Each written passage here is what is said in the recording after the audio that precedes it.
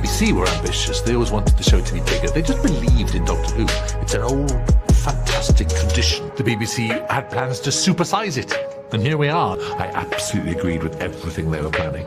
RTD, you're lying to me. Every word you say is laced with tons of gay. You gotta keep lying, cause the show is dying. Protect the BBC.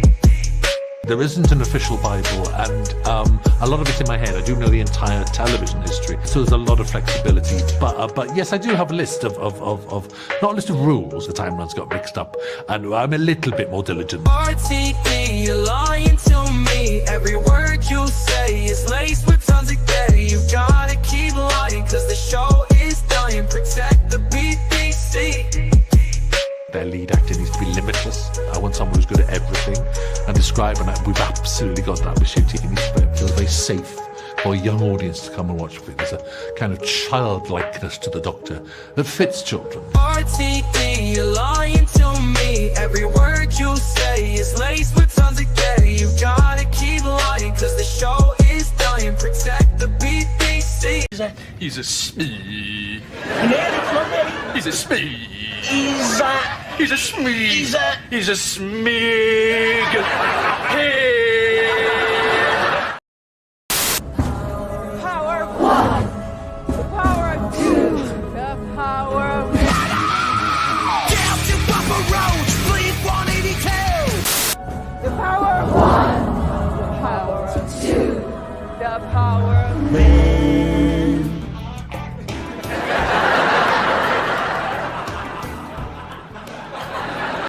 Every single person that's intelligent, hardworking, ambitious, had dreams and goals, has abandoned England in the last 200 years. No, I promise quick. So, a lot of you might not know, I do a panel stream every Monday at 6 o'clock p.m. Central Standard Time. Smash actually does play games. So not this coming Monday, but next Monday, the guest of honor is Mike Pollock, which you might not know by name, but is the voice of Dr. Robotnik / Eggman. It's going to be wild. So, yes, come to my channel, Words of Paradise. We'll see you on the 24th because, who don't want to talk with fucking Eggman of all people? President Trump? I really don't know what he said at the end of that sentence. I don't think he knows what he said either.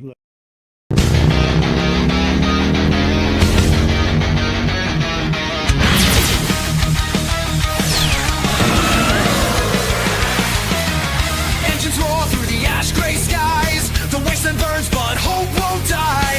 Every screen's a twisted lie, built to break us, make us comply. They poison the heroes, rewrite the tales, turn legends to dust, leave us frail. But we're not done, we won't bow down. Through the wreckage, we'll take the crown. Steel hearts ignite, fire in our veins, freedom's calling, breaking the chains. They can't erase what we already know. Hyperdrive now, let's fucking go. Hyperdrive down, we're burning the night, blazing through shadows, our story tonight. Will all the fans come ride with me as we laugh at foolish hypocrisy? Hyperdrive time, it's now or it's never, as long as they rule, let's fucking go forever. Forever.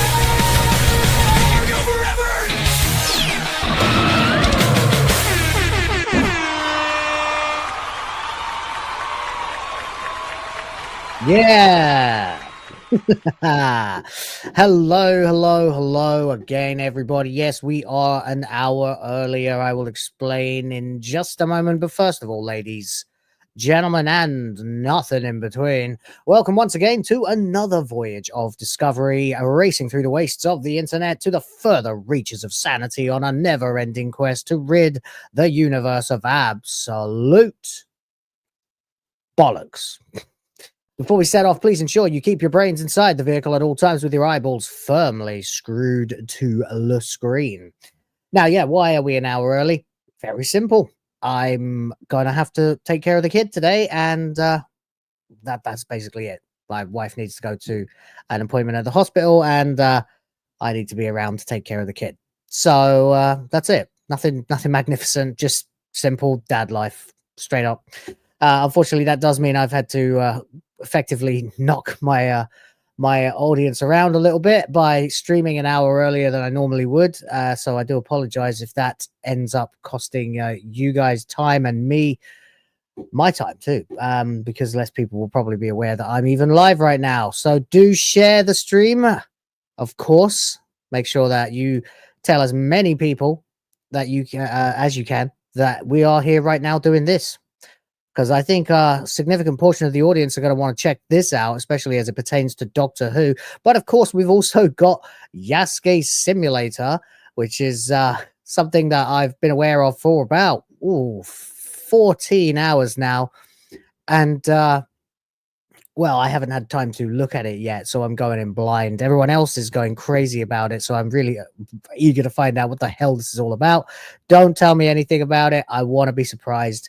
So we'll be getting into that. But of course, before that, we've got a whole big Cope article from the Radio Times, the propaganda arm of the propaganda arm that is the BBC.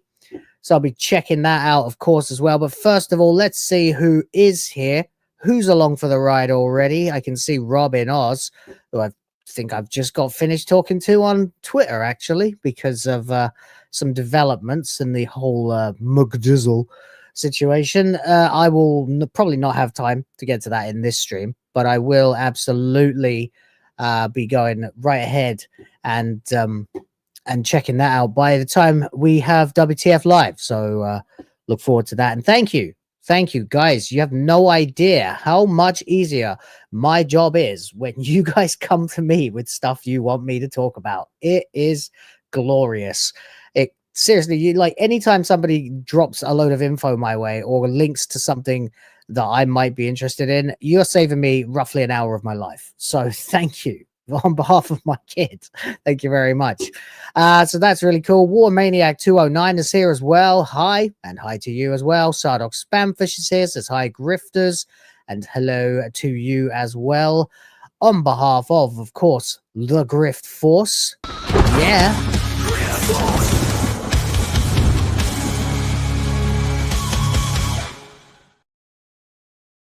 War Maniac 209 says, Alyssa Simp rejoice. Is there an Alyssa development as well? Oh, yeah, she did a video, didn't she? Oh, that's what I was going to do. I remember now. There we go. I think I will be able to crowbar that into this, as we do have a whole second hour that I haven't had quite enough time to fill yet. So we can totally watch Alyssa snort her way through, as I saw some of it on Smash JT stream yesterday, but I did not see the whole thing. So I would very much like an opportunity to take a look at that myself. Thanks for reminding me, whether you meant to or not, War Maniac. And Zork is here, says, fam before family, I guess, before fans, always. And, you know, there was a time when I started this channel that, when I first thought about starting this channel, that I would have thought nothing was more important than the fans. But of course, family, 100%, every single time comes before fandom, as it must. Priorities are important. Some people forget about these things. I do not. I waited my whole life to have a lovely little family, and now that I have it, nothing is going to come between me and them, frankly. War Maniac 209 says McJizzle. Yeah, I'm sure I was the first one to say that when I posted my response to him, and it seems to have caught on. I don't think anybody knows that I posted it, but I did. So yeah, McJizzle is pretty good. It's great. It reminds me of a very bizarre Whitest Kids You Know sketch from like series 4. I don't know if you know what I'm talking about, but if you do, you'll know immediately what I'm talking about, because this is disgusting. Anyway, we got a lot of shit to talk about before we get into anything else. So thank you to you 18 people that are here watching. I'm surprised I got that many, actually, considering that I didn't have time to announce anything being different, and that I was just going to have to flip on the camera and go live. This is all very last minute. And guys, frankly, very much. I always do. Of course, as always, we've got a nice little bar here that I would love to see filled up by the end. In exchange, I'll be happy to play some Doom Eternal for you guys, as and when I get an opportunity to do that, of course. And Well, everything else just like that. Of course, today the gauge is called the Shooty is Booty-ometer, because that is exactly what this freaking little gamer word is. And there we go. So, with everything else done, guys, if you find you're enjoying yourself here and you are liking the stream, then Like the stream.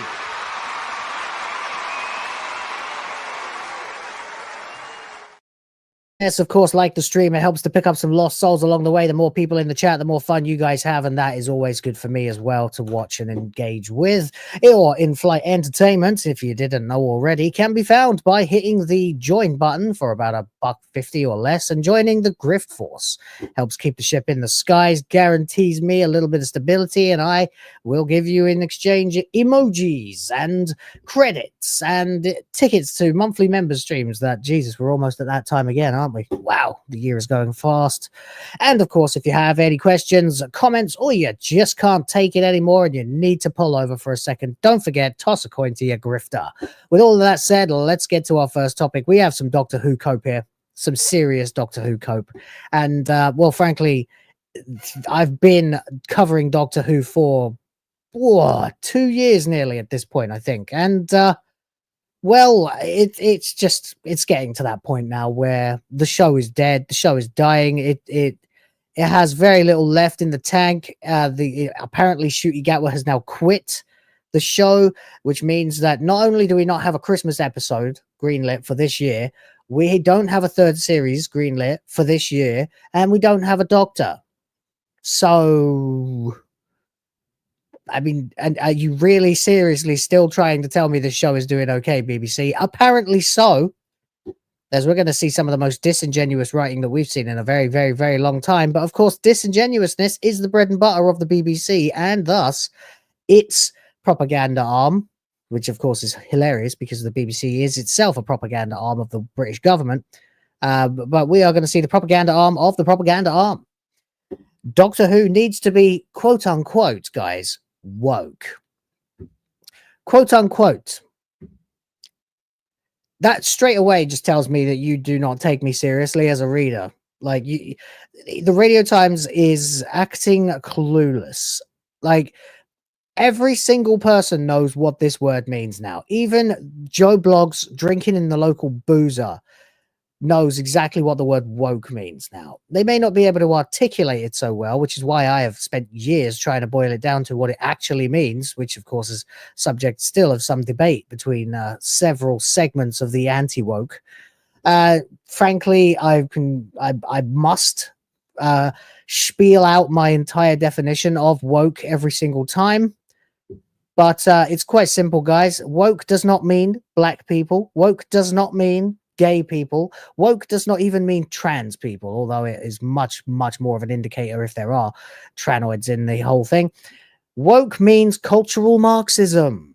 Okay? Woke means the weaponization and deliberate intersection and opposition, artificial opposition of different identities. Okay, as classes, identity as class. That's what it means. It means you are sticking a load of propaganda into something in order to make us feel uncomfortably aware of the current political climate that they have created, where your color, your sex, your sexuality, etc., are all quantified and weighed against each other like the class system. It's a way of dividing and conquering, and that is what wokeness is. And if the Radio Times don't know that, then they seem to have forgotten the only reason we started using the word is because they were using it first.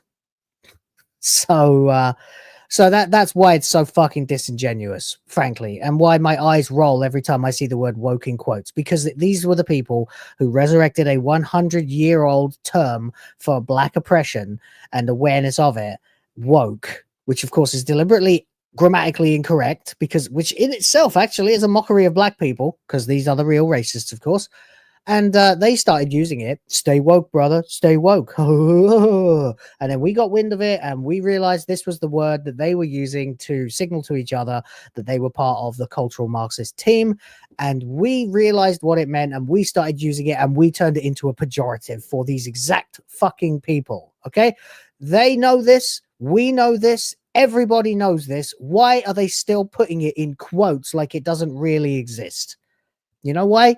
Because they're pathological liars, and this is their way of maintaining what they perceive to be reality, even though reality has left them far behind a long time ago. Okay? Nice little rant there. I do tend to go on rants when I see absolute bollocks, which is why we're on a never-ending quest to get the hell out of the universe that is full of it. There you go. I'm as mad as hell, and I'm not going to take this anymore! And I just know because the BBC are filled with people who cannot stop lying and cannot stop propagandizing absolutely everything. Yes, it is neo-Marxism, cultural Marxism. It is not just inherent qualities and identifiers of people. Unlike what JDA and his team of Christian zealots might say, wokeness doesn't mean gay and black. Wokeness means gay and black for gay and black's sake. That's what it means. Okay. Doctor Who needs to be woke, quote unquote, and there's a reason every sci-fi fan should agree. Oh, telling me what to think. How very like the BBC. How surprising is that? Quick sip of tea, guys. All right, hold on.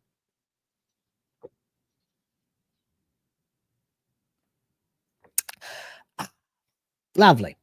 Doctor Who certainly has its problems, but quote unquote wokeness isn't one. Oh, I see. You got 99 problems, but a cultural Marxism campaign against your very viewers slapdashly crowbarred into a sci-fi escapism show isn't one, huh? Well, there you go. There you go. If you're having woke problems, I feel bad for you, son. For the love of God. For the love of God. By Louise Griffin, who I'm going to go ahead and take a look at because I want to see if this turns out to be a tranoid. No, it looks like a relatively normal-looking woman. Kind of. Although I am getting the distinct hint of crazy eyes there. So there's that. Anyway, Louise Griffin has written this on the anniversary of my mother's birthday, which would have really pissed me off were it still that day. Like clockwork, every few months there'll be an uproar about how Doctor Who being woke has ruined the show. Sorry, guys, I seem to have got the article off the screen here, so let me get it up there. All right, Doctor Who needs to be woke, and there's a reason every sci-fi fan should agree. Doctor Who certainly has its problems, but wokeness isn't one.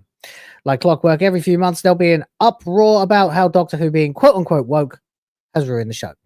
This time it's been claimed that the long-running sci-fi helmed by Rusty Tin Dildo has been shelved, in quotes. That actually is a quote, by the way. Like, I didn't pick that word. I don't use that term, like in my particular idiolect. I never use the term shelved, like ever. Why would I? It's like it's corpo speak. So you've put it into quotes again to sow seeds of mistrust, to show signs of like low-key subliminal skepticism. Okay. In other words, you as the reader, you Mr. Joe Normie, who for some reason is reading the Radio Times in 2025, God knows why, are supposed to see this word shelved, and of course the word woke with quotes as well, and imply that it's all a big storm in a teacup. Everything's actually fine, guys. Everything's actually fine. We've just lost the Doctor, and the show is unpopular as it's ever been, and there's no green light for a Christmas episode or a third series. But it's all right. And it has nothing whatsoever to do with being woke. You disingenuous wankers, BBC. In part due to dwindling ratings resulting from fans' fury. Oh, you copey bitch. Louise, cope harder. You fucking... You are coping and seething. You just can't accept what you're seeing. Yes, you're coping and seething. The truth it is scalding, and now you are molding and coping so hard. Coping and seething. Derek Smith, author, can go suck a dick, allegedly. Sadder. It's a hypno word. Very good. And I'm sure he's probably doing Griftcast at the moment. Apologies to you, Hypno. I had no choice. Had to go live right now. Not that I'm making a dent in your viewership anyway. But in part due to dwindling ratings resulting from fans' fury, over unspecified woke storylines. The BBC has described this report as incorrect. Let's get a look at that then, shall we? Quote, Doctor Who has not been shelved. BBC responds to rumours. We did this the other day. Get this fucking band thing off my screen. Yeah. Following an incorrect tabloid report. Is this Louise as well? No. Okay, so just everyone at the BBC is trained to use quotes all the time, no doubt, just to try and fucking sow seeds of bullshit. You came over from Hypno. Oh, well, one. I'm sure he will let me go on one. Anyway. All right, this is we covered this the other day when the story broke, of course, about how get off my screen. I'm not interested in paying you, BBC. I live 7,000 miles away, so I don't have to pay you. The Sun's anonymous source claimed that Shooty Gatwa was eyeing a move to Los Angeles. Yes, this is true. Has the Sun issued a retraction then? Let's see. Let's see. The Sun, Doctor Who. What? What? Okay. Well, we have a little development here, guys. I hope not. But we'll take a look. We'll take a look anyway. However, a spokesperson for Doctor Who commented the story is incorrect. Doctor Who has not been shelved. As we previously stated, the decision on season 3 will be made after season 2 airs. Tired of watching Deformity Simulator? What's he playing? Avowed? Probably. The deal with Disney Plus was for 26 episodes, and exactly half of those still have to transmit. As for the rest, we never comment on the Doctor and future storylines. Okay, BBC. Okay.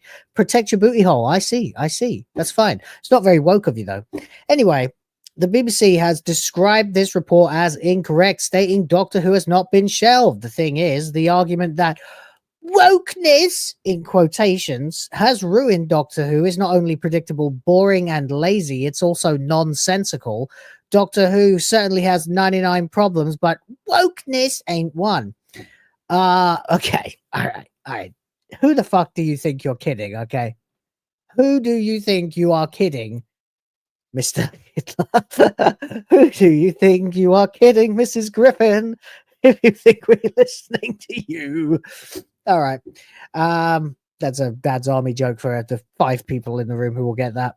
Anyway, the thing is that the argument that woke is blah, blah, blah. Okay, so, of course, this is the most disingenuous piece of tripe I've read in a long time. Sorry, guys, my alarm for the usual showtime is going off. All right.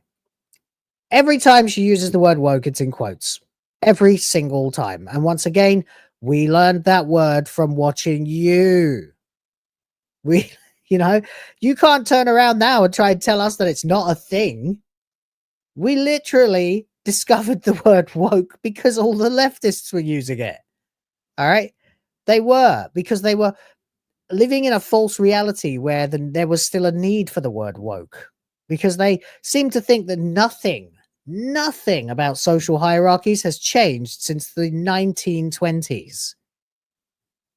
This is what they have learned in their universities. This is one of the many reasons why I quit university twice. Still a better video editor than most of the people who graduated anyway, though. Anyway, the thing is, the argument that wokeness is ruined Doctor Who, not only predictable, boring, and lazy, running damage control. You people really think we are that dumb, don't you? You really, really do. You really do. They're like, oh, the plebs will just read. I'll just throw wokeness in quotes, and the plebs all think, oh, it's all a storm in a teacup. No, we won't, guys. No one is happy with the United Kingdom right now. No one. Every single person of, that's intelligent, hardworking, ambitious, had dreams and goals, has abandoned England in the last 200 years. Fucking place, man. There's a reason I have no respect for my old country anymore. And don't get me wrong, I would love for it to sort itself out. I'd love to take my wife and my kids back to England one day and show them around. But I'd also like to be able to say, oh, kids, across the street, there's a tranoid without getting arrested, Anyway, it's also nonsensical. So wokeness isn't one. Let's see you justify this then. Okay. Wokeness, undermined at all times, isn't one. Okay. First off, we need a definition here to be clear on what we're talking about. The idea of being woked has evolved in recent years and now has a particularly negative connotation, often used to refer to people viewed as oversensitive about political and social issues. You see, this is why it's so difficult to define the word. It means someone who is oversensitive about political and social issues as a result of being indoctrinated into a thought process that leads them to see the world through a Marxist lens of identity. Okay? It's about oppressor and oppressed. You have framed every single person, every single identity as oppressor or oppressed. Okay? We've got this. There's even like a Matt Walsh video where he goes up the pyramid and tells you how to calculate how victimized you are based on skin color, sexuality, and sex. It's a joke, but it's fucking accurate. And I'm nothing if not a nerd. I love systems of calculation. So there's that. But this is a bunch of bullshit. At its base level, according to you, being woke refers to the idea of being aware and attentive to important issues, especially social and racial injustice. No. No. You absolute fucking liar. You are lying. You liar! Either that or you're just completely clueless and you don't know that things have changed, okay? At its base level, being woke refers to the idea of being aware of important and attentive to important issues, especially social and racial injustice. No, that's what it meant in 1920. That's what it meant 100 years ago. Okay? What it means now is a mockery of that. What it means now is inventing important issues, supposedly important issues, around social and racial injustice in order to drive a wedge between people and have everybody at each other's throats. That's what it means. Fella you're with, the black kid? Dresses like a writer? Does he know anything? Oh, for God. You are racist. Sakes. It is literally that. It is just turning everything into something that is about race, about sex, about sexuality. It's horse shit. This stupid woman is part of the problem. Okay? Anyone who tells you that that's what wokeness means is not paying attention or is too stupid to realize that they've been brainwashed. Looking at that definition, it's not exactly groundbreaking to argue that Doctor Who has always been woke. Yes, again, this is the argument that you were coming at us with 2 years ago, love, when the show was new again, when it had a new Doctor that was coming out. Pardon the pun. Before we had the gay kiss that I can see you've crowbarred into this fucking article, before we had Shooty flouncing around in a skirt, which of course, yes, is a kilt, but it's obviously a skirt, isn't it? Because Shooty Gatwa claims to be non-binary, something that does not occur in nature. It's pretty obvious, but we'll say it again for those in the back. From its very inception, the show has always depicted the Doctor fighting against tyranny and oppression. Yes, but you are the tyranny and oppression. The systems that support wokeness are the tyranny and oppression now. How are you not getting this, you brainless bint?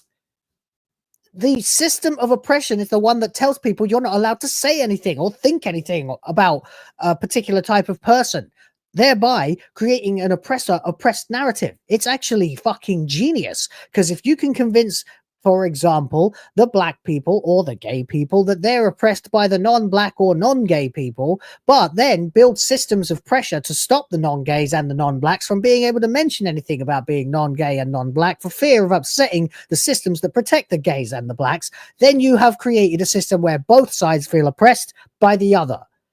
Complete genius.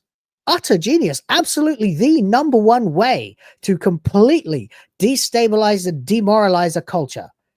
Absolutely. Congratulations, you have done it. You have ruined a fucking country that once had the most powerful, prideful military might and pomp and circumstance in the entire world. Congratulations. You destroyed the United Kingdom and everybody can see it.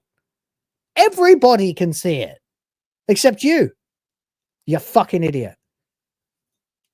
Ooh, I am feeling ranty today, aren't I? I'm as mad as hell, and I'm not going to take this anymore! There we go.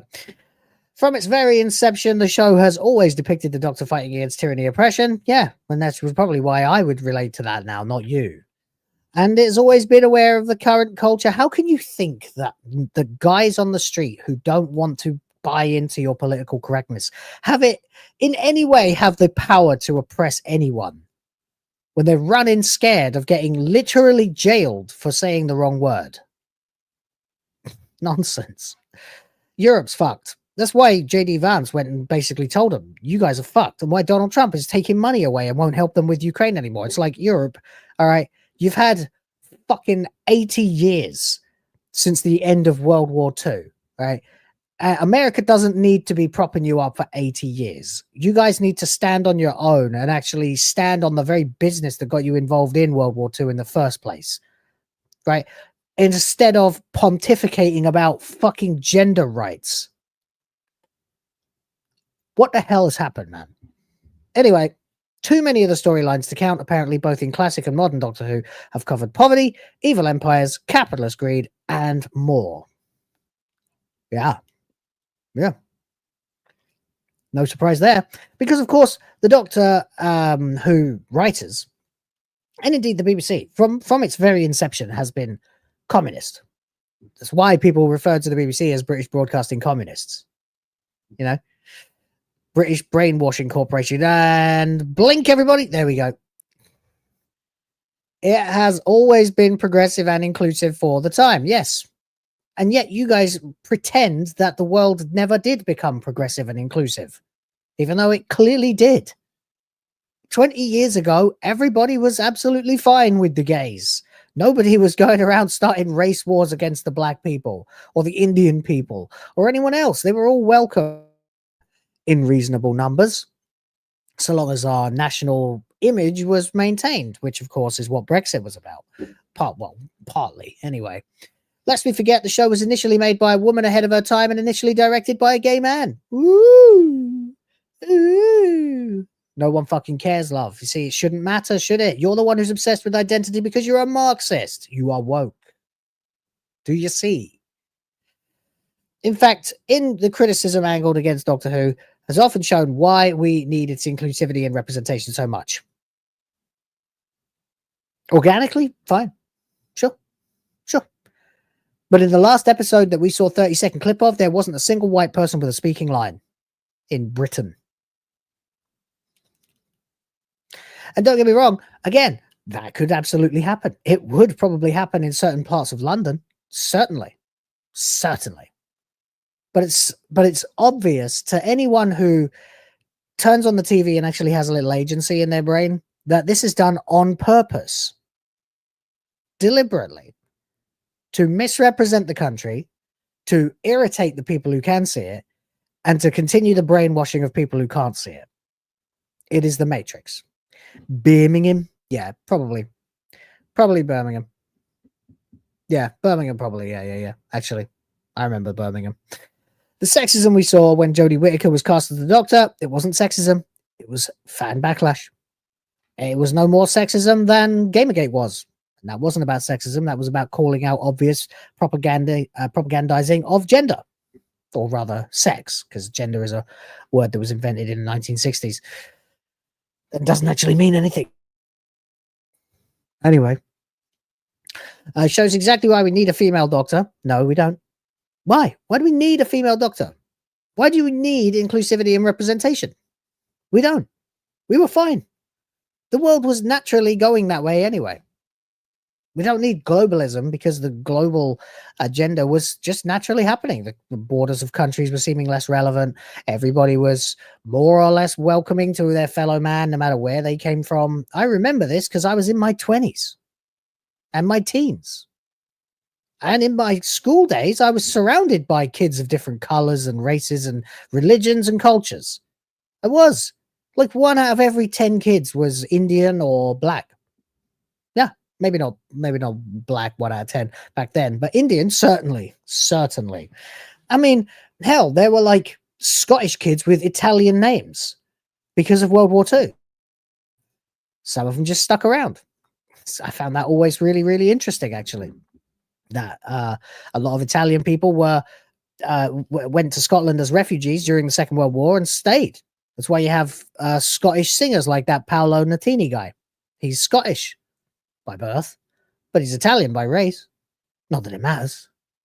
But that's the thing. It never used to matter. Now you guys have made it so it fucking matters again. Which, of course, is racist, is sexist. You cannot change the definitions of these words, okay? To the man on the street, racism means treating people differently based on color. To the man on the street, sexism means treating women differently because they're women in a bad way.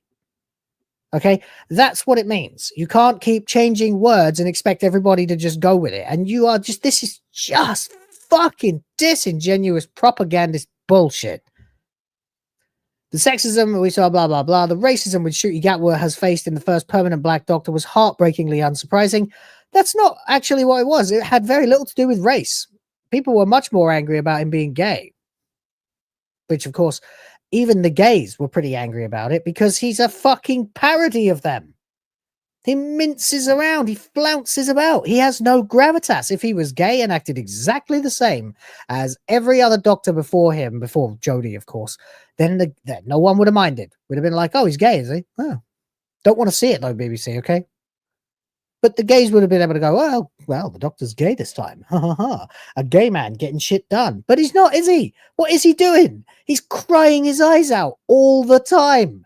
Everything. He's like a walking clitoris. Every tiny stimulation sets him off. It's fucking embarrassing for the gays, man. I'd be humiliated if I were the gays and I had to watch that shit. As I'd be just as humiliated if I was Rwandan and I had to watch this dickhead representing me as well.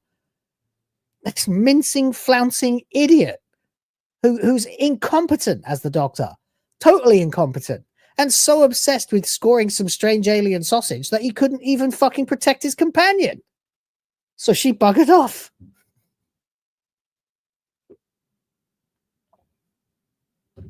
Embarrassing. Embarrassing. There is a difference between being a gay man and being a gay stereotype. And Ncuti Gatwa's doctor and Ncuti Gatwa himself, actually, are giant walking, talking stereotypes. Massive, giant, walking, talking, gay stereotypes. And everybody is bloody aware of it. Every single person is well aware of it, which is why they've rejected the show. The homophobic complaints against the gay kiss in Rogue, though it was far from the first same-sex kiss in the show, spoke for themselves. Once again, you're conflating things and trying to misrepresent them to confuse people. Okay? Jack Harkness may have kissed not David Tennant, Christopher Eccleston right on the mouth for like half a second. It was kind of a marginally sexually charged moment because you know that he is himself kind of crushing on the doctor. The doctor, on the other hand, remains above it all. A space alien.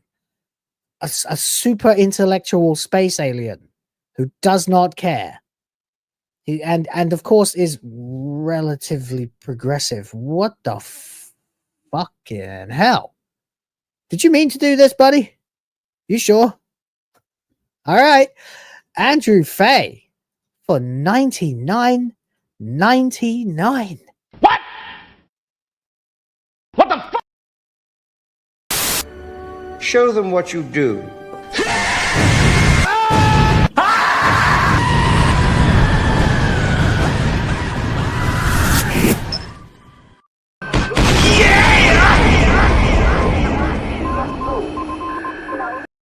Money, print money, cash, money, well, capitalism, raise a bunch of money, more money, heaps and heaps of money, print money, cash, money, well, capitalism, raise a bunch of money, super chat money. As salty as the sea, calling us code names, SJW screaming, but it's money they blame, burning with envy, they're falling flat, they can't handle the sound of a super chat.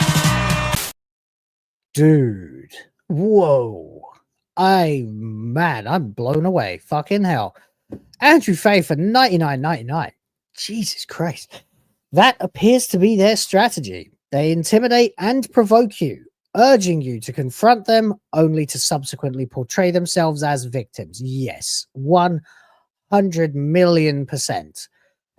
This behavior suggests a pattern of narcissistic tendencies combined with an underlying lack of courage. You're awesome. Oh, thank you. Thank you very much. Absolutely.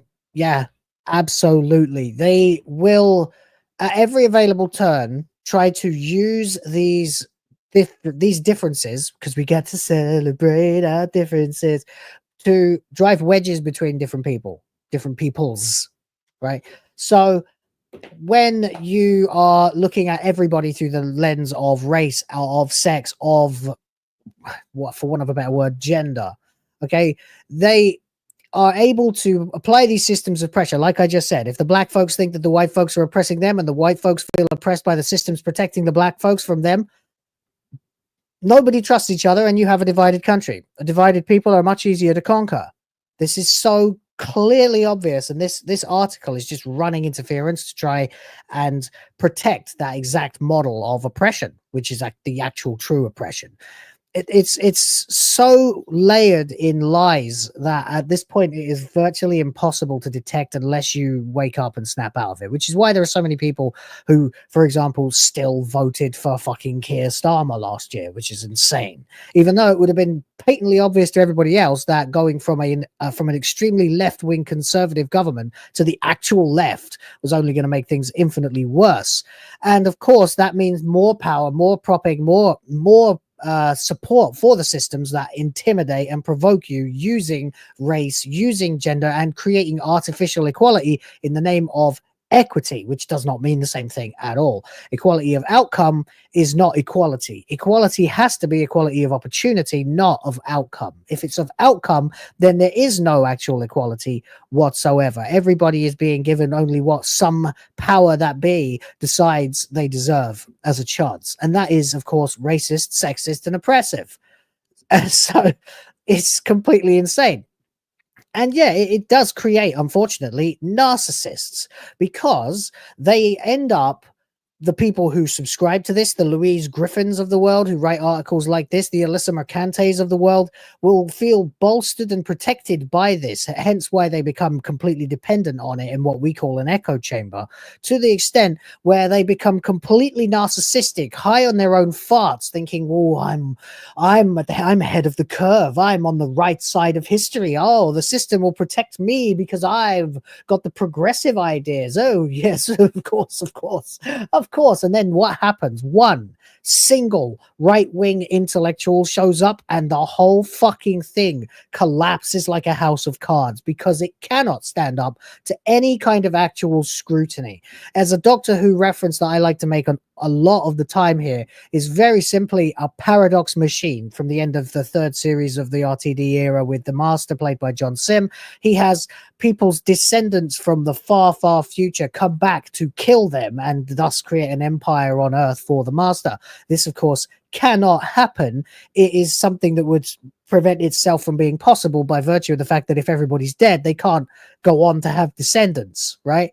But these descendants have come back to kill everybody that are their ancestors, and the only way that can happen is supported by a machine in the TARDIS cannibalizing it and allowing the paradox to happen in the first place. It is very similar to the exact same system that provides these people with this air of narcissistic confidence that they're protected and that they're on the right side of history. And it's the reason why as soon as one person shows up who has actually got a different way of thinking and can actually back it up and can scrutinize the system, they realize it is in fact a massive paradox, and the entire thing collapses, which is how people end up getting red pilled and how you end up in here dropping $100 fucking to me for this. I hope that is a good enough answer for you, and I appreciate money, print money, cash, money, wealth, capitalism, raise a bunch of money, more money, heaps and heaps of money, print money, cash, money, wealth, capitalism, raise a bunch of money, super chat money. As salty as the sea, calling us no-code names, SJW screaming, but it's money they blame, burning with envy, they're falling flat, they can't handle the sound of a super chat. That is a bop, isn't it? All right, we'll finish this article and continue to move on. That one blew me away, man. I don't expect big red boys like that on these little shows, but okay, I'll take it. I certainly will, and my daughter thanks you. As our culture progresses or regresses, as might be the case, well, you know, if your idea of progress is this, I'll take the regression. Thank you. I'll go back to when everybody actually was equal and actually organically tolerant of one another in like the year 2005 or something along those lines. Back when, oh, what's that? A character like Jack Harkness. And if you listen real close, you will hear the sound of no one minding. So why do we need you now? Why do we need you to get rid of the oppression that we didn't have 20 years ago? See, that is an example of a logical through line of thought against which this whole machine will collapse because it doesn't actually exist. The reality that they need to perpetuate in order to justify their own grifting. And that's why we're all fucking tired of it. And unfortunately, the way some people will like to troll the fuck out of it. I know Hypno, for example, loves to troll the absolute ever-loving shit out of it. Smash JT comes from a place of absolute heartfelt honesty, and that is one of the reasons people can't stand him, because he is actually a fairly virtuous man and is difficult to take down because of that. I like to mix that with what I consider to be long supported series of thought processes that have led me to this, so that I know I have an answer for everything before they even try to say it. And that is one of the things I think is effective in taking this shit down. This woman would have no chance against me in a debate, like no chance whatsoever, because I know what she would say. I'm reading it. Doctor Who should and will always be a mirror of that. The series, as an enduring pillar in the sci-fi genre, has always and will always be woke. So no, it was not woke, because woke was not the same thing as organic social progress. Woke is systems of cultural Marxism providing oppression to drive a wedge between everybody, and you are part of it. You either know that and you're being deliberately disingenuous, or you're too stupid for anyone to listen to you. Either way, no one should be reading the radioactive Times, okay? So it can reflect our society back at us. Otherwise, what would be the point? There is no point. There is no point. It is reflecting nothing to no one, because no one's even fucking watching. Sci-fi, after all, has a responsibility to hold a mirror up to society, to comment on it, and to help us see things from a different viewpoint. I might have to clip this and put it on another channel or something, because that was an epic rant. Even I can feel it.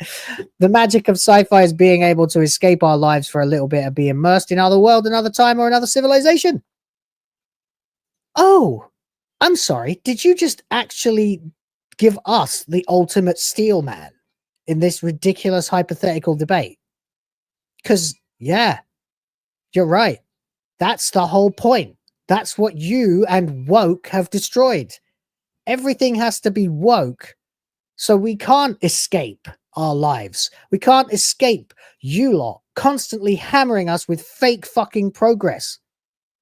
It cannot happen. You voted wrong on the poll, too eager. What did you vote? Silly question. Yeah. Sometimes I like to mess it up around a bit, put the joke answer on top, or just keep people on their toes. Gotcha. Doesn't matter anyway. It's for nothing. No points, no social progress will be established based on it. So yeah, the magic of sci-fi is being able to escape our lives, but we can't escape our lives because people like you are now controlling the fucking stories that are supposed to enable us to escape. Every time we get even a little bit close to true willing suspension of disbelief and true escapism, we get dragged back violently out of it to be told something from this particular time and this particular place and your particular paradoxical fucking political virtue signaling bollocks. So no, we cannot escape from you. You can't get immersed. How can you be immersed in something? Imagine trying to just immerse yourself in water with a rope tied around your waist, and every 10 seconds someone pulls you back up out of it. You're like, excuse me, I'm trying to get immersed in this water. Oh yeah, but I need to tell you about gender pronouns, and fuck off. It is a didactic message of indoctrination. You are absolutely correct. That is right. That is right. And you don't get a lot of people using the word didactic anymore. That's cool. Meaning basically condescending in a sort of teacherly way. And in doing that, we can take a look back at our own world and our own society and culture in a new light. But we don't get to do that, because the only light you will ever shine on anything is the light of your artificial progress. It does not work. It's moronic and totally stupid, baffling, in fact. And yes, that does mean your favorite sci-fi novel, TV show, film, or franchise is woke too. Okay, so now you've changed your fucking... Oh, God, get those two off my screen. So you're here just to tout wokeness. That's it. Brace yourselves, guys. There we go. So you are literally here to just champion wokeness while acting like it doesn't exist because you put it in quotes.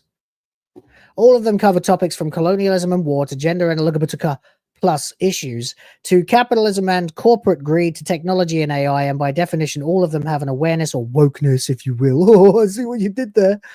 Of our culture to be able to shine a light on humanity in our society. You are thinking far too much. And take it from me as someone who does that. Stop. It will keep you awake at night, dear. How about the iconic novels of Dune, Left Hand of Darkness, and Brave New World? Woke. No, not woke.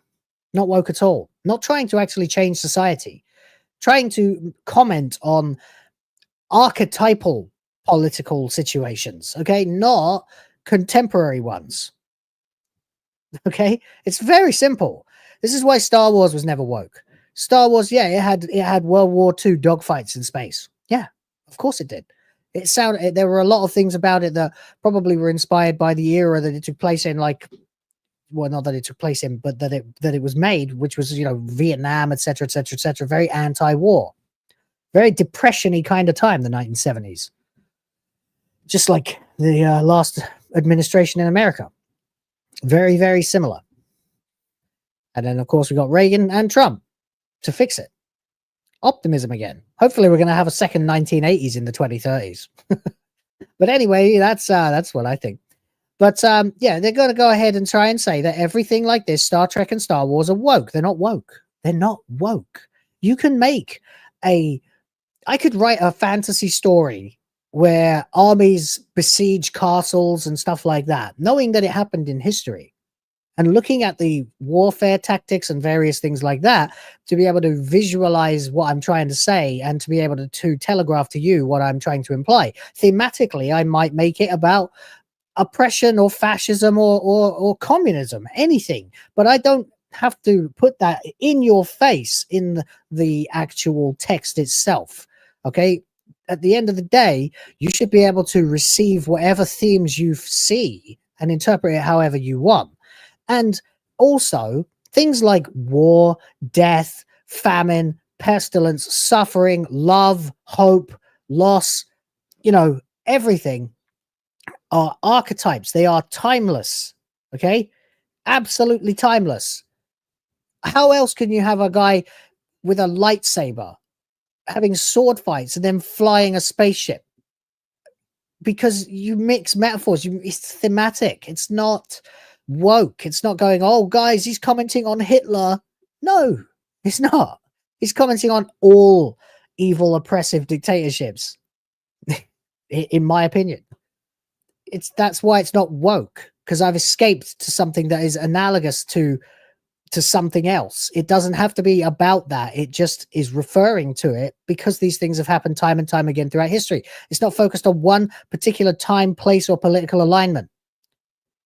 That would be woke. It would be trying to ham-fistedly beat you over the head with an ideology. Andrew Fay again. These individuals present their arguments as though they occupy a position of moral superiority. Yes. However, one cannot legitimately claim such a stance through hypocritical means. Yes. Exactly.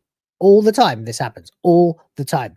That's why, again, they get so narcissistic about this stuff, because they really do believe they are on the phrase they use all the time, the right side of history. How could you possibly know that? You have no idea how history will look back on this. More than likely, history will look back on this time when eventually the dust settles and all of us are worm food. One day, someone will look back on this time and see it as a very, very, very dangerous time where information was weaponized against the population of the earth and lies were the currency of government.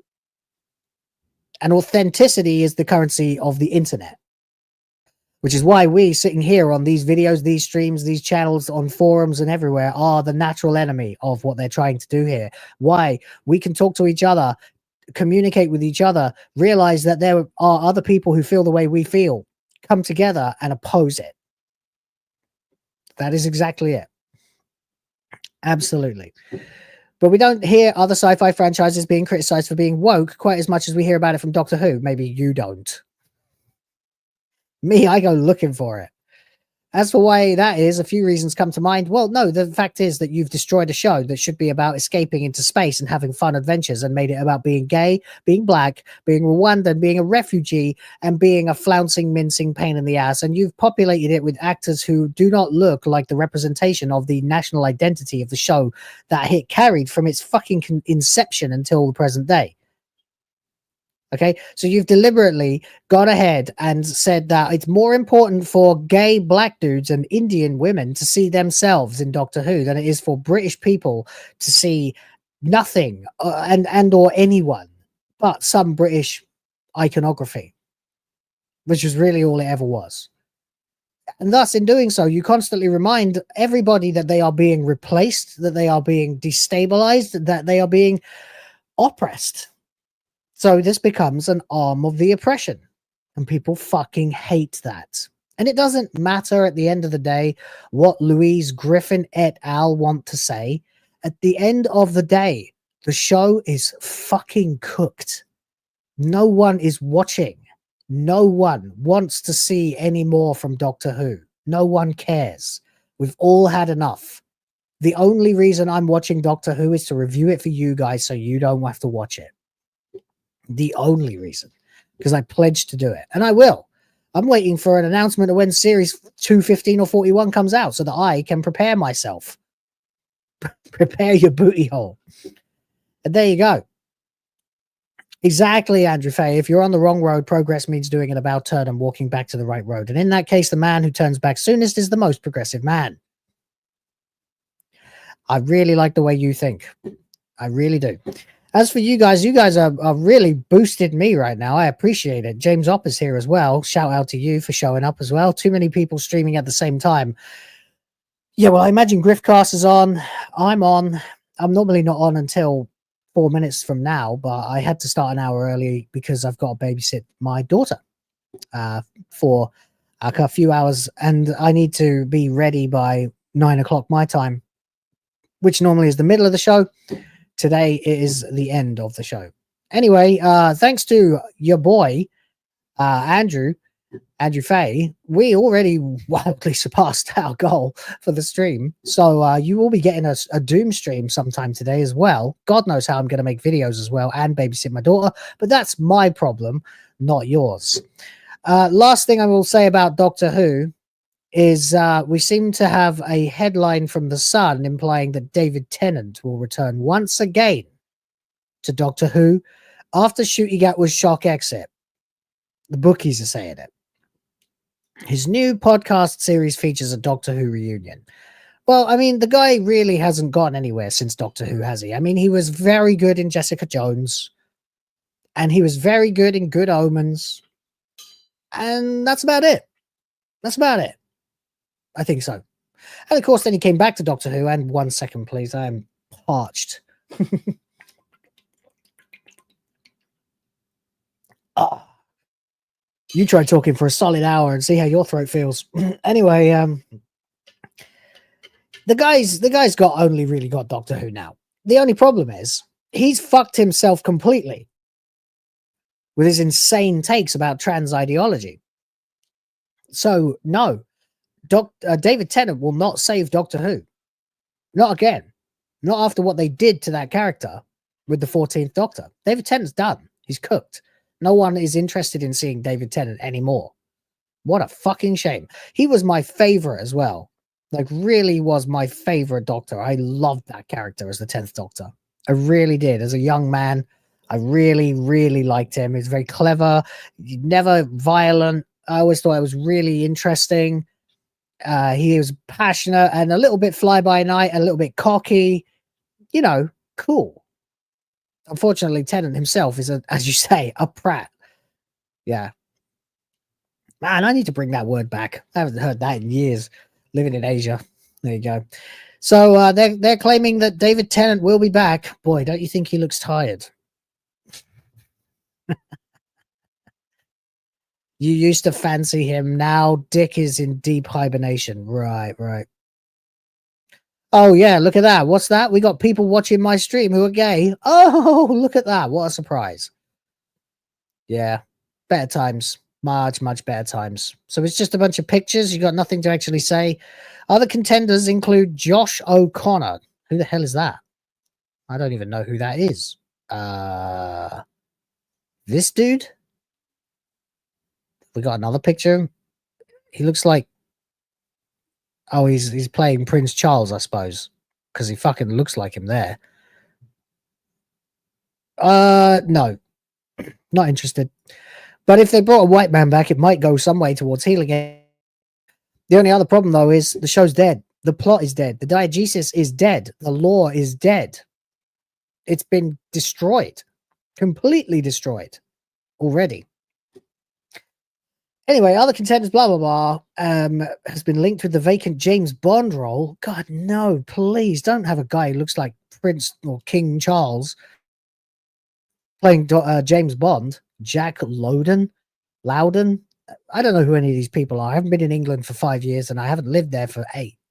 Shooty Gat was 10 years. Doctor Who appears to be coming to a premature end. Well, yeah. You know why? Because no one's fucking watching the show. We reckon there's a firm chance the BBC turn to David Tennant once again, try and steer the series back on track. That cannot work too many times, guys. You don't have any more extra lives. You burned them all. You're done. You cooked. The show is done. Ryan's on as well. Oh, yeah. Shit. Oh, well. I had to do what I had to do today. I wanted to get the show out. I definitely needed to make sure that, that I got the show out because I do the show every day. And I had to go early. So there we go. Right. That is enough of Doctor Who. And also, boy, my brain is throbbing from all the thinking I just had to do. Let's have a laugh. We do appear to have I don't know what the hell this is, actually, to be quite honest with you. We have a trailer for a new game coming out on the same day, as it turns out, as Assassin's Creed Shadows. Now, I know a couple people made videos about this already. I haven't seen their videos. What's that? Thank you for bringing this to us, Will. Powerful article and brilliant insights from your chat. Well, I thank you very much for that. I do. I do try to work hard on... What am I trying to say? That. Stopping and thinking about what I'm trying to say. I try to make sure that I'm saying something that is actually true, that I'm not just wanking with words, There needs to be a point to what I'm saying. So I appreciate that resonates. I really do. Anyway, we have got this game. Let me just fucking put it on screen. Hang on. So I've been waiting to watch this for about 12 hours now. I first heard about it yesterday evening or afternoon, my time. And since then, I've watched as each one of the people that I work with and stream with have gone berserk laughing their heads off about this. So I want to see what it's all about. It's called Yasuke Simulator. Whoa, hang on a minute. We seem to have the wrong sound. Haha. Bear with me a moment. Let's see if I can get this to play. Naga, I am Daimyo. You shall be my samurai, Yasuke. You will help me unify Japan. Go now to the streets. Fight your way up to Takatenjin Castle. How'd you get away by the Takeda clan? Hold enough. Just able to just killing Japanese people, of course. Right. What?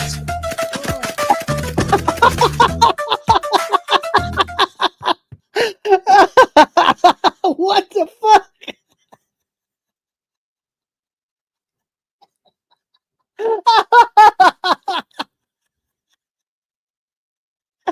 What the fucking...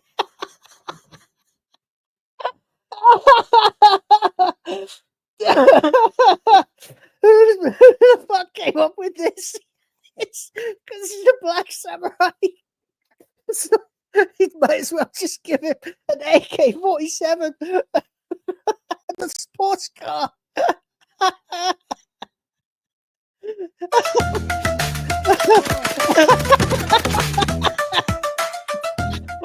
Sniper rifle. Oh, the Takeda clan.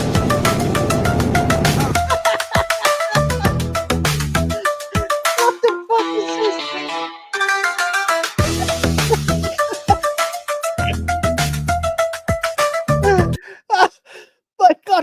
ready for that? A machine gun. I knew someone said like, "You need a machine gun," or something, and I was like, "What?" I didn't realize it's gonna be this. I can't watch this again. So, yeah. Start it. I am Oda Nobunaga. I am daimyo. You shall be my samurai, Yasuke. You will help me unify Japan. Go now to the streets. Fight. They've got the hip hop music as well, like hip hop feudal Japanese music, and he's running around. And they've clearly stolen the model and the run animation from Assassin's Creed. Unify Japan. Go now to the streets. Fight your way up to Takatenjin Castle. And he can run through everything, of course, just like, and he's controlled by the Takeda. And he's clipping through the ground as well. Foreigner. Foreigner. Just kills Japanese people. You've got the fucking Crusader ships.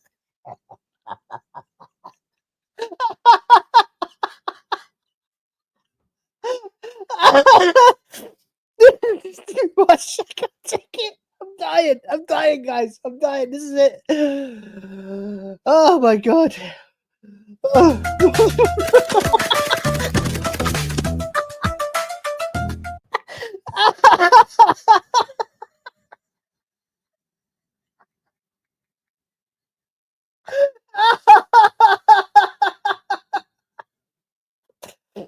This is one shot of him running up an old Japanese street, ancient Japanese street.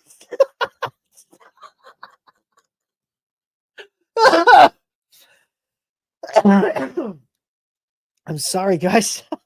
Just unloading with a machine gun. The music stops and clips into the car. He's running over.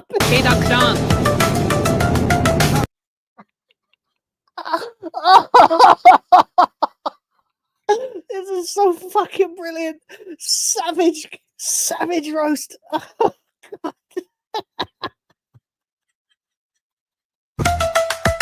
Oh, sorry, guys. I've been watching this for months now. Like this whole situation with Yasuke.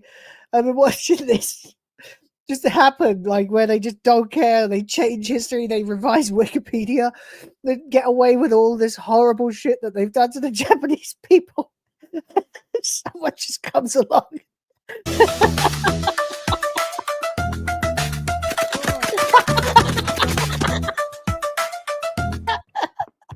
Oh god.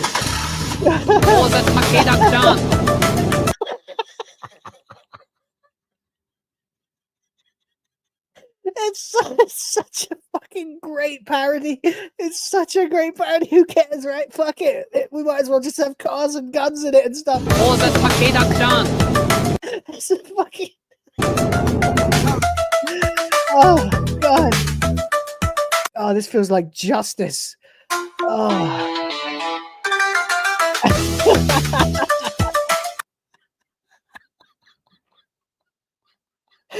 Oh my god. Oh my god, I was not ready. I genuinely didn't know it was going to be like that. That's so fucking funny. Who the hell made this? Historically accurate developers. Yes! Yes, you bastards, you beautiful bastards. That is genius. 20th of March, it's coming out. Oh, dude. History accurate developers.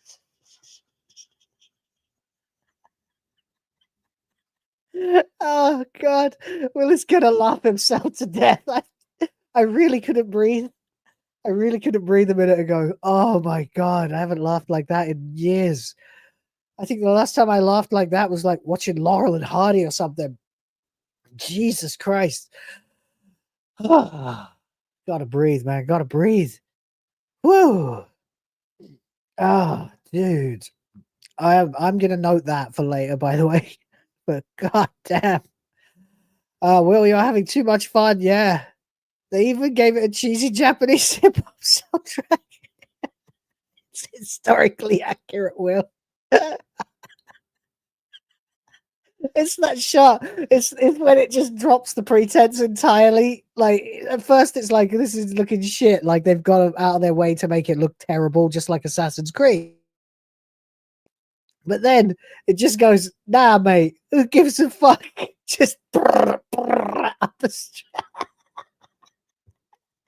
perfect, pitch perfect. I salute you, whoever you are. I hope they're I really hope they're Japanese, frankly, because they have been roasting the fuck out of Assassin's Creed for. Oh, no, again, please. I didn't even click it. God, one more time.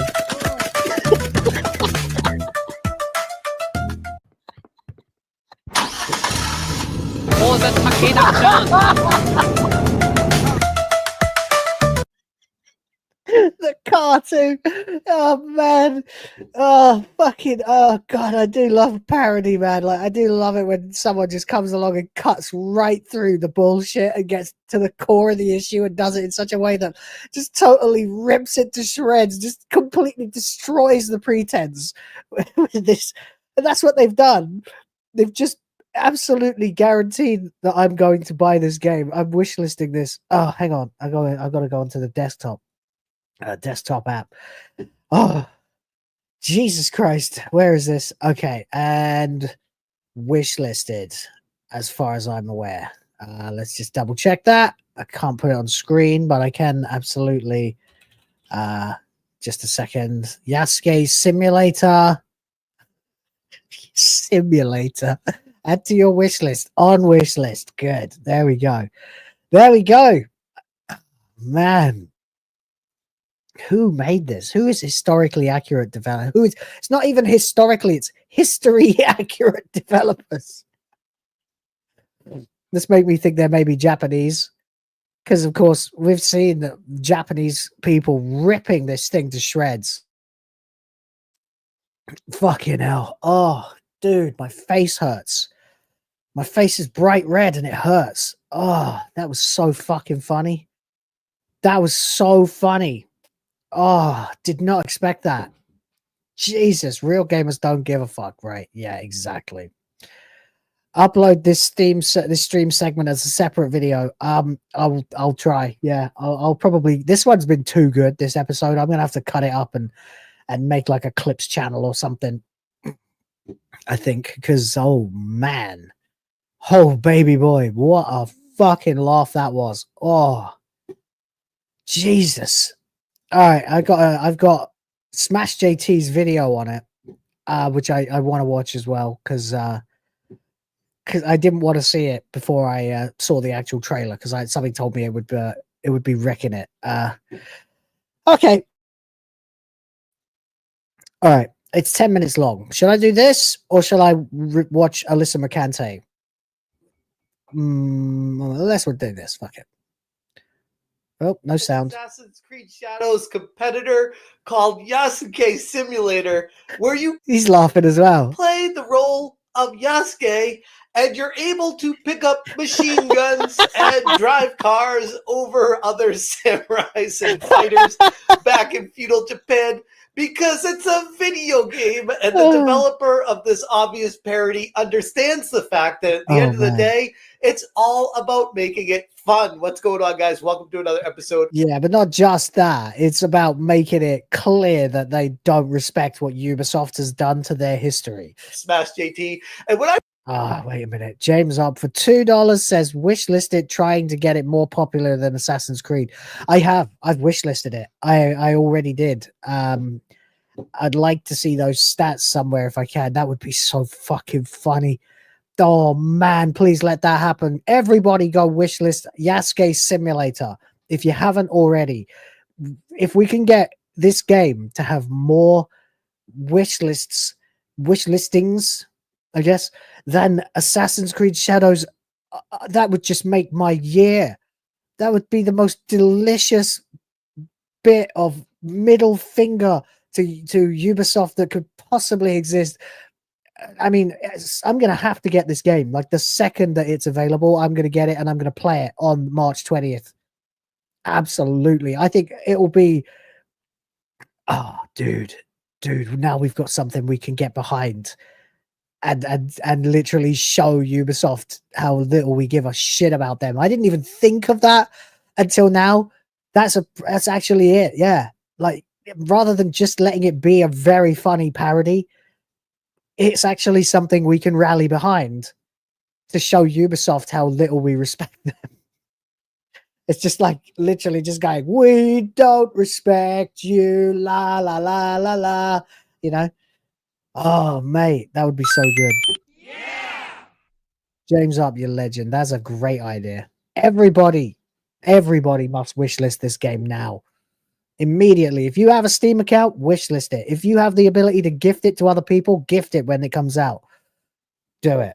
I first heard about this video. It was actually from Kada live streaming it, and Right. I'm not remotely surprised that this came from Kada. he showcased it to everyone, and I saw this and I was like, oh my god, I have to make a video on it.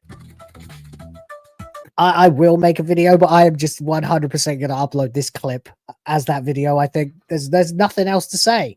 What could I possibly say in a video that would be presented better than just me dying laughing?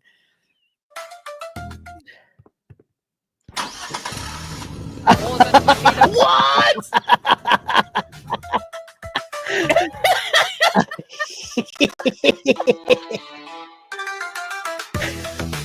Kada fucking cracks me up. That guy's doing so well. He totally deserves everything as well. He's great at this. You guys know what to do. Go wishlist this on Steam and see Yeah. if we can get this more in demand. The aim is to get Yasuke Simulator higher on the Steam. Okay, so this is already a movement. Lovely.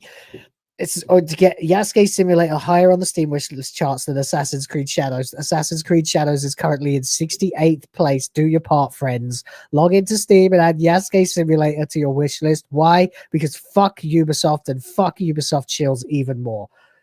Mwah. Absolutely beautiful. Absolutely beautiful. Guys, you know what to do. You know what the mission is. We have to do this. I don't know. A lot of you guys watching right now are probably British.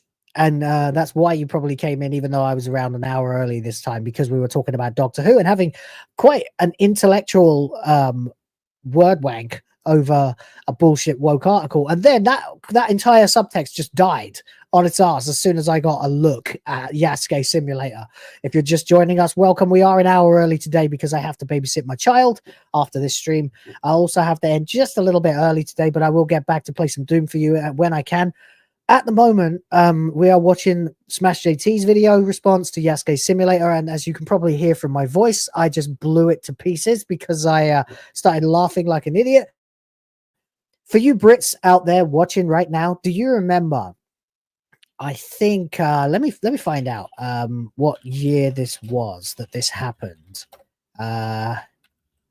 It was 2009. In 2009, we all went on to iTunes and mass bought "Killing in the Name" by Rage Against the Machine just to stop the X Factor winner from becoming Christmas #1 on the charts, and it worked. And for a couple of weeks, every radio station had to be playing "Killing in the Name," which ends with "fuck you, I won't do what you tell me," of course. This reminds me of that. That was a hell of a time. Everybody was like, no, piss off, Simon Cowell. We don't give a shit. We don't want your crappy pop rubbish that always wins Christmas #1 to win again. So we're going to show you some rebellion. It worked. It clearly worked because I just referred to it. So I haven't forgotten it. Lots of people. Yeah, I already had the album on CD and I bought it as well on iTunes. I bought it on like 3 different accounts. It was only like 99p, so why not? But there you go. So that's what we're looking at here. Another situation just like that, where you can go, you can wish list not Assassin's Creed, fuck Assassin's Creed. You can wish list Yasuke Simulator, which just absolutely murdered me laughing. Literally, go back 10 minutes or 15 minutes and you will literally hear me making hyena sounds, monkey noises. I was laughing so hard. Oh, I'm still coming down from my own laughter. So anyway, yeah, that's what we're going to do. We're going to boost this game. We're going to see if we can do a bit of a killing in the name situation circa 2009 UK to try and show Ubisoft that we do not give a fuck about their wretched little revisionist history, and we'd rather play a game that's going to make a mockery of history and at least be funny doing it. So there you go. Assassin's Creed Shadows. Hit that subscribe, give me a like, and check out smashjt.com. If anyone, if anyone's got a link or a way for me to see where it is on the charts, quickly DM me, and I will go right ahead and get it up on screen. Fucking hell, that made me laugh. Breaking down Yasuke Simulator and why this game actually looks pretty good. The gaming industry is in a pretty weird place right now. Big It's always Jeff Keighley, isn't it? AAA studios have been seemingly obsessed with pushing agendas, historical revisionism, and bloated live service models that nickel and Yves Guillemot, right there. What's this? Oh, someone sent me it right now. Okay, let's have a look. Hold up. What was that name? Why is the fire so big? Okay, Uncle Gus, right. Let's have a look then. How do I navigate this? I'm not so good at SteamDB. Right. I wish. Okay, right. These are the charts. Okay. All right. Where are you? Can I search for it? It's not going to be anywhere near right now, right? Nah, not even in the top 100. Let's see. Yasuke Simulator.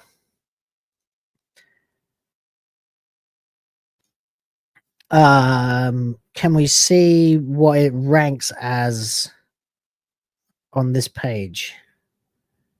Like I said, I don't really know how to use this site. I only use it to see how many people are playing it. Followers now is up to 799. There we go. Yeah, 2076 in wish lists. Okay, come on, guys. We need to get it up fucking 2010 odd positions to be able to get this to beat it. You got to tell everybody you know. Everybody you know has to wish list this game. Absolutely. Get on it. I mean, if everyone who's subscribed to this channel, everyone who's subscribed to Smash JT, and everyone who's subscribed to Hypnotic wish list this game, we could probably do it ourselves. Anyway, there you go. Maybe not. Heather Rosen says, "Hey, Will, thank you. I'm stuck in bed after surgery. You and Hypnotic keep me from going crazy. Bless your family and have a good day." Yeah, bless you too. I hope your surgery was successful, and I hope you're recovering well. Surgery's no joke. I've had surgery. It's a messy business. Anyway, let's crack on with Smash JT then. Anyone daring to hop in to play a game, all while sacrificing. Wonder what Japan's thinking. I'd be very surprised if it wasn't a Japanese person that made this. What's up, motherfucker? And to you, sir. What's up, mother liquor? Not a lot, man. Just finished dying of laughter after watching the trailer for Yasuke Simulator. After spending an hour having a very intellectual thought about an argument with an article about Doctor Who. So the fun at the end of the day. But then every once in a while, an indie studio will come along and just absolutely nail it. Enter Yasuke Simulator, a hysterical parody of a game that has me way more excited than anything to do with Assassin's Creed Show me Shadows. the machine gun clip again. On the same exact day as Assassin's Creed Shadows is supposedly coming out, oh man, which is March 20th. As of recording this video, that is savage. It's fucking savage. You gotta love it. You got to love it. I love this stuff. When we get together behind something like this, we can actually make this happen. We can absolutely. You got to get the message out to like Asmongold or someone like that. Absolutely, you've got to. About a month from now, described as a historically accurate and a very large wink when you say that depiction of feudal Japan, Yasuke Simulator lets play. Even without the music, it still cracks me up. They're fucking just marching down the streets of feudal Japan with like a fucking Uzi or something. A submachine gun. Oh, dude. Step into the sandals of Yasuke, the supposed real-life African warrior who served under Oda Nobunaga in the late 1500s. The way he's running over the other Japanese like samurai guys, just running over them brazenly, cutting them down, same as what's actually in the fucking game, except in such a stupid way that it's brilliant. Oh god, I do love a good parody. Fucking genius. And while Assassin's Creed Shadows is drowning itself in Ubisoft's signature self-seriousness and the fact that it's made by history accurate developers as well. Oh. Fuck it. Let's watch it one more time for the people who just showed up. Hang on a minute. Let's get it back to the start. And we can't. All right, whatever. Let's just share this tab then. Fuck it. You shall be my samurai, Yasuke. You will help me unify Japan. Go now to the streets. Fight your way up to Takatenjin Castle, controlled by the Takeda clan. Running through Foreigner. Oh no. The fucking Crusaders shit.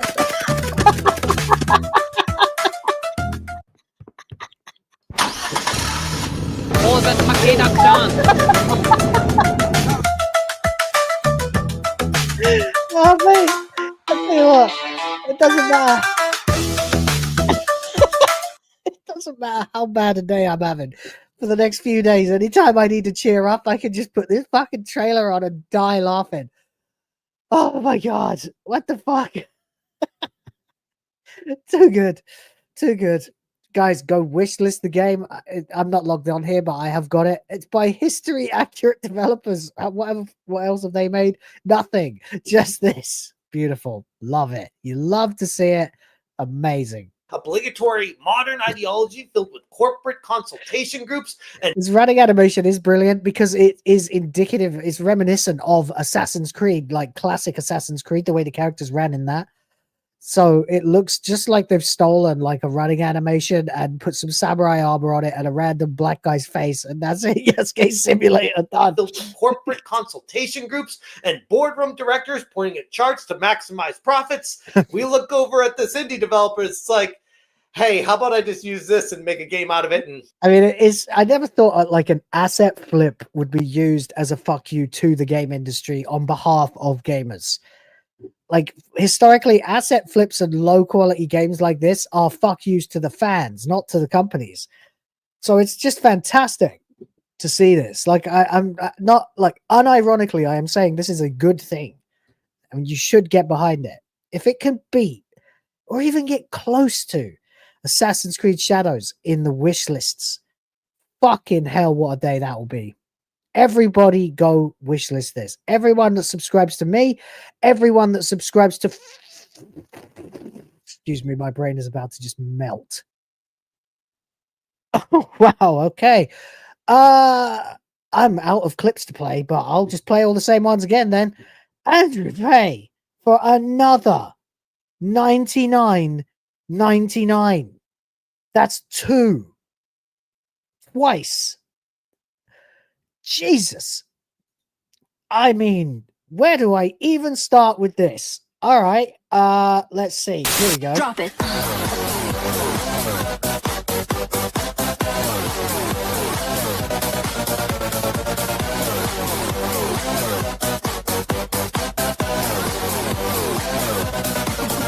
Yeah. Show them what you do.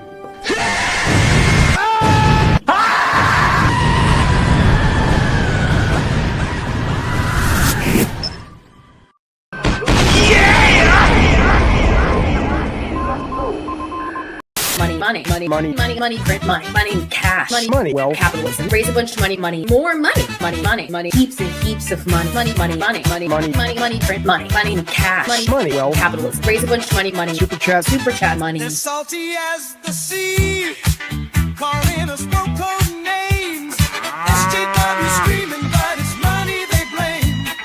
Burning with envy, they're falling flat. They can't handle the sound of a super chat.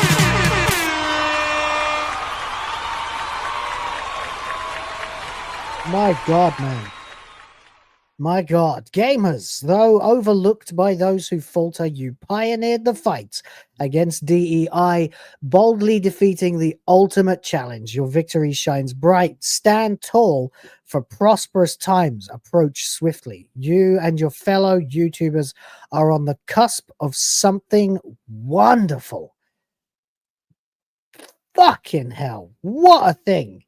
What a wonderful sentiment. My God, you blow me away.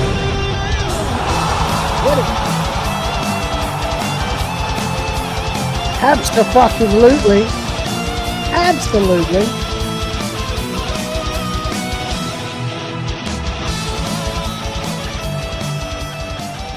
Dude. Thank you. Thank you so much. Fucking hell. I've never had a stream like this. Whoa. Never know what will happen on this show. Good God. Well, certainly I can at least afford Yasuke Simulator now, eh? Jesus Christ. Thank you. Andrew Faye. I don't know what I did to deserve this, but I'm glad I did it. Good Lord. Thank you very much. All right. Well, guys, party time. And it's back to the stream. I've got about another sort of 15 minutes in me before I have to go, because I have to go take care of my kid and get my wife off to the hospital. But my God. Jesus, what a stream. What a stream. And I'm streaming again in 10 hours, 12 hours. Fucking hell. And I've got to do Doom at some point too. I don't know what's going to happen today. I don't know. Have some fun. According to the Steam page, That's a perfect answer. the game promises epic samurai combat, master the katana combat, and slice through enemies in style. Secret gear. The world is littered. What? Is that what it says?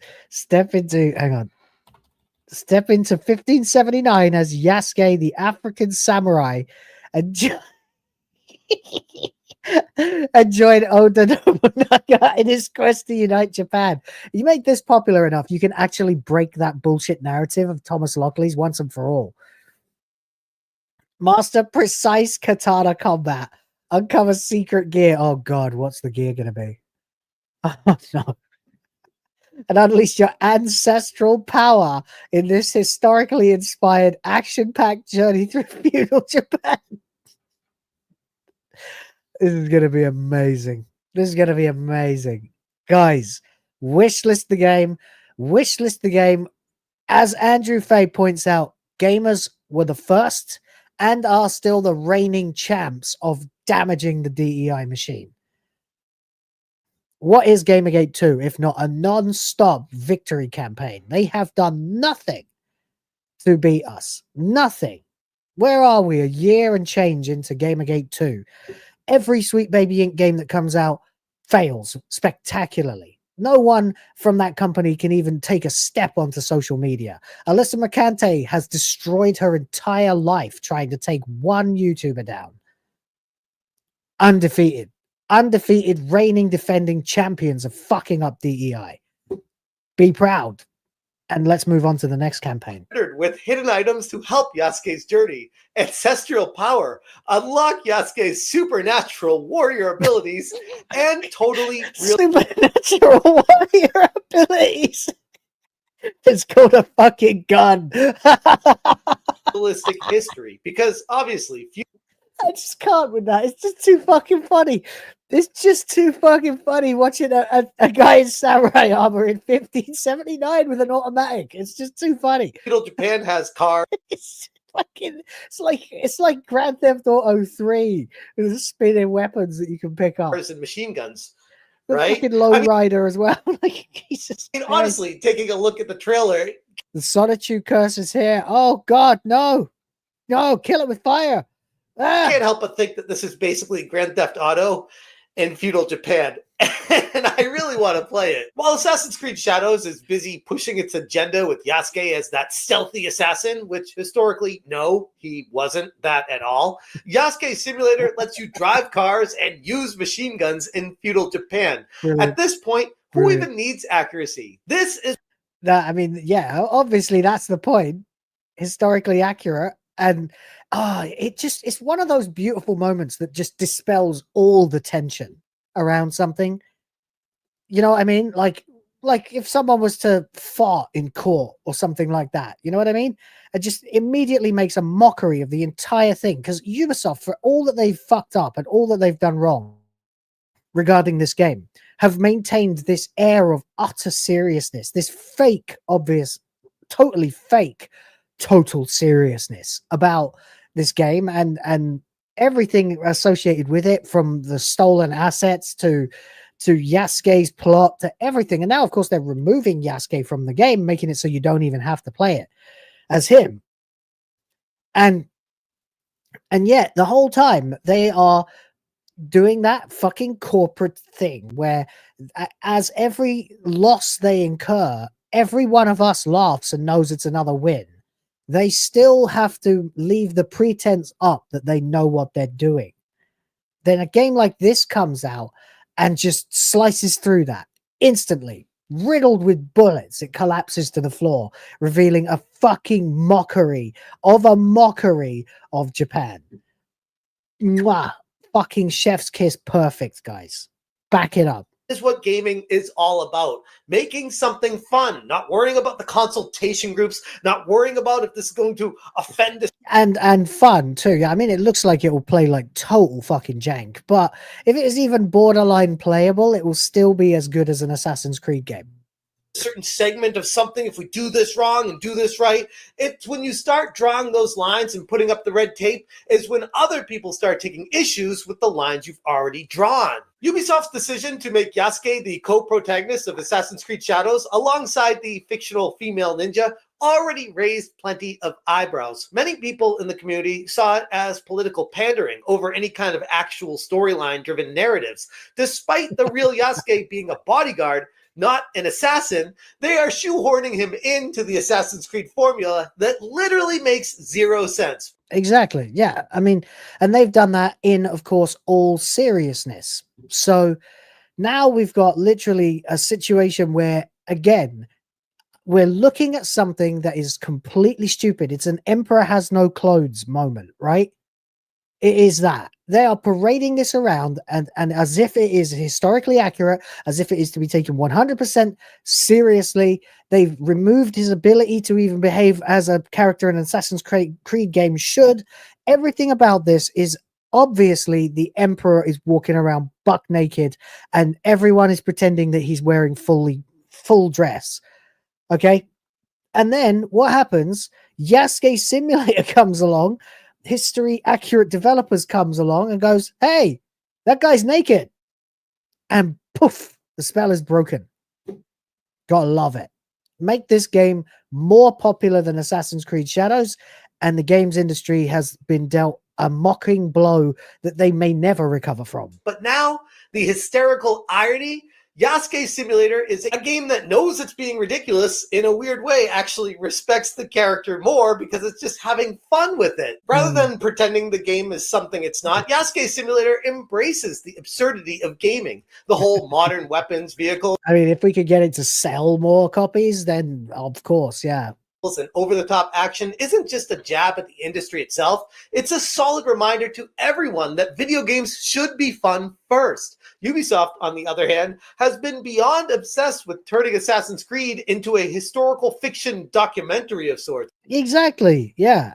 That selectively tweaks the past to fit their own narratives and... Right, but again, as I've said since day dot, because I'd like to go in deep on the double entendre and get to the core of any issue as fast as I can. You have a situation here where your entire ability to market these games and have them be successful as a secondary world, as a diegesis, as something that the audience can suspend their disbelief and get into, must 100% have otherwise total historical accuracy, or at least the perception of total historical accuracy. You have to believe that that is Leonardo da Vinci, not DiCaprio, fucking dickhead. Da Vinci, for example, that you're talking to as Ezio Auditore, who we know did not exist, but he fits in. He is synchronic to that particular time period, right? So when you come along and you take a real guy that actually did live and elevate him to a position that couldn't possibly have actually happened, because A, he wasn't there long enough, B, he's a foreigner, he's not going to be given titles and land and stuff like that to be a samurai. We know this. A man on the street knows this. Average Joe drinking down the pub knows this is bullshit, and yet we all are being suppressed and told, oh no, this is how it actually was. It was really an African samurai. Yeah. No, you're full of shit. The Emperor has no clothes. We're going to have a laugh at you. Now we're going to support this that is openly mocking the entire concept. And push a clear Brilliant. agenda down a route that many people would argue is driven directly by diversity, equity, and inclusion, or DEI, instead of making a game to be a fun game. I mean, I know Smash JT's harping on this one element of it about it being fun, and that, of course, is very important. I mean, why did GTA 5 sell so many copies right out of the gate? Because in the trailer for it, they said the name they said the word fun maybe like 15 times in that trailer.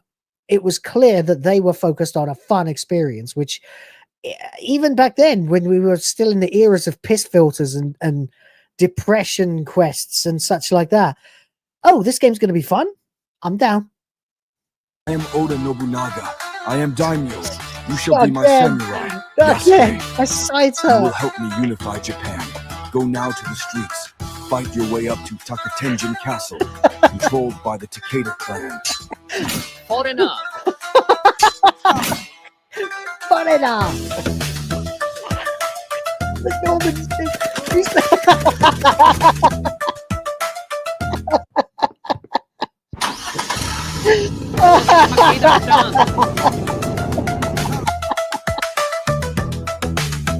I gotta play this. I gotta play this.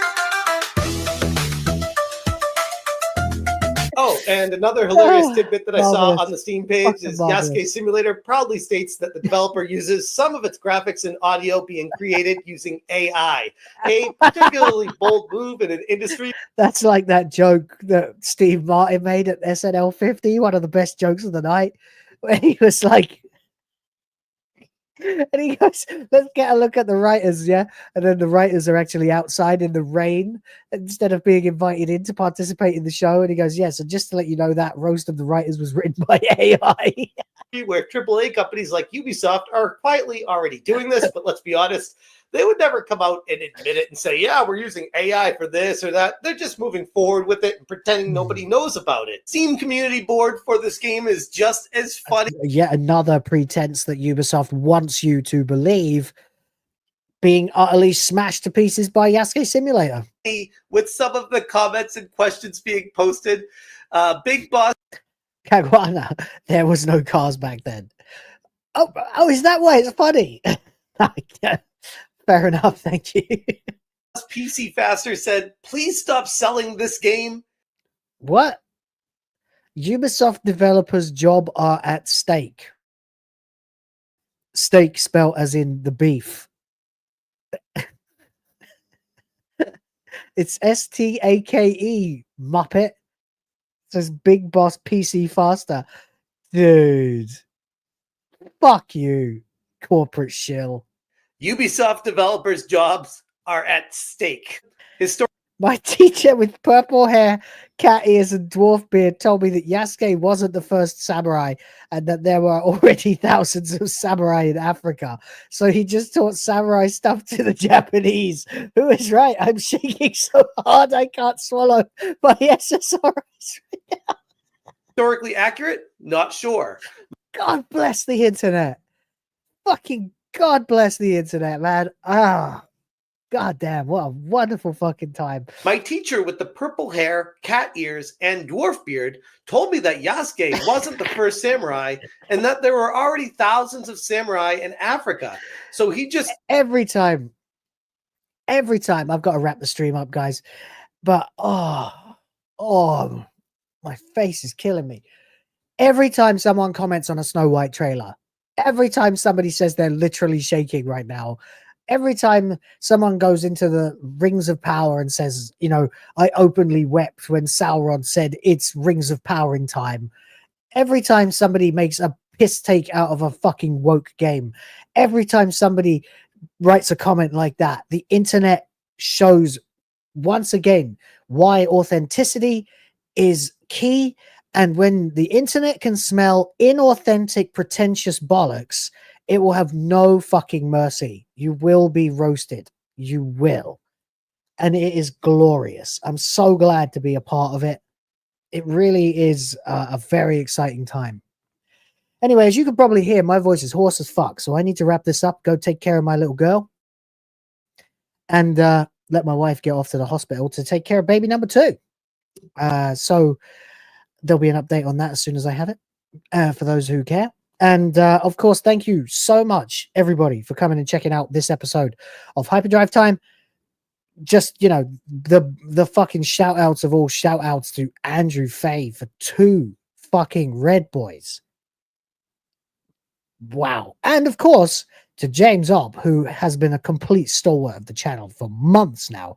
Go support Gamergate2.org. You need a Yasuke simulator page or something related to this for historical preservation, because that's just too funny. And yeah, guys, support him, support everybody else. I will try to let you know when I have some time later to stream some Doom. But of course, today I also will be streaming WTF Live with Ryan and John, which will be happening in about 13 hours time.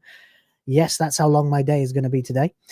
And no doubt we'll go over some of this stuff again, probably the Doctor Who article again, maybe even Yasuke Simulator again. We'll see if it still makes me laugh as hard as this.